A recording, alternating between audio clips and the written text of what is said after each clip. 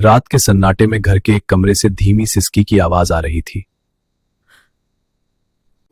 आज की रात उसकी जिंदगी का सबसे बड़ा इम्तिहान बनने वाली थी। नूर, अभी तक बर्तन साफ नहीं हुए? क्या सारा दिन ऐसे ही बैठी रहती हो? अम्मी जान, अभी कर रही हूँ। नूर की शादी को अभी सिर्फ 2 महीने ही हुए थे। वो उम्मीद लेकर इस घर में आई थी। मगर सास के लिए वो घर की बहू नहीं, सिर्फ एक नौकरानी थी। ये उसकी नई जिंदगी का सच था। मोहब्बत मिलेगी, अपना पान मिलेगा।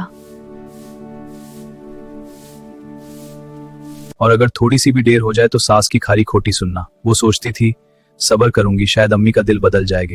आयान, अम्मी जी मुझसे बहुत शक्ति करती है। मैं पूरी कोशिश करती हूँ लेकिन उन्हें खुश नहीं कर पाती। मेरी अम्मी के खिलाफ कुछ मत बोलना, समझी तुम? अगर इस घर में रहना है तो मेरी माँ की इज्जत करना सीखो। मेरी गलती क्या है? नूर की आंखों से आंसू बह निकले। उस दिन उसे समझ आया, इस घर में उसका कोई हमदार नहीं है। एक दिन नूर बुखर में भी रसोई में खड़ी थी। हाथ जल गया मगर उसने आवाज नहीं निकाली। उस वक्त उसका दिल चाहता था खुद को खत्म कर ले। ड्रामा मत करो, थोड़ा बुखार के आ गया, काम बंद कर दोगी सब तुम। मैं काम कैसे करूं? अम्मी, आप किसी की बेटी की तकलीफ क्यों नहीं समझती हैं? क्या तुम इस घर पर बोझ हो, तुम्हारे मायके वालों ने दिया ही क्या है? अम्मी, मैं बस इतना चाहती हूँ कि आप खुश रहें।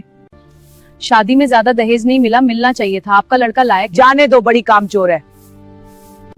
तुम जैसी लड़कियां घर बसाने नहीं, घर तोड़ने आती है। अगर तुम्हें इतना ही बुरा लगता है तो चली जाओ इस घर से।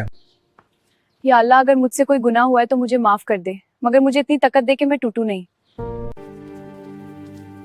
इतनी रात को कहाँ जा रही हो? मुनकर, अम्मी जी आपने सही कहा था, मैं इस घर के लायक नहीं हूँ, इसीलिए जा रही हूँ। बंद करो और कमरे में जाओ। ड्रामा में नहीं कर रही।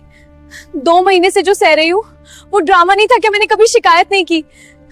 नूर उठो, क्या हुआ तुम्हें? बेटा उठ जाओ, सब ठीक हो जाएगा। मरीज बहुत कमजोर है और ये माँ बनने वाली है। आपको इनका बहुत ध्यान रखना होगा। नूर मुझे माफ कर दो, मैं बहुत पछतावा कर रहा हूँ। काश मैंने तुम्हें पहले समझा होता। प्लीज नूर उठ जाओ, मैं तुम्हारे बिना नहीं रह सकता। नूर मुझे माफ कर दो, मैं तुम्हारा दर्द समझ ही नहीं पाया। हमें माफ कर दो, हमसे बहुत बड़ी गलती हो गई।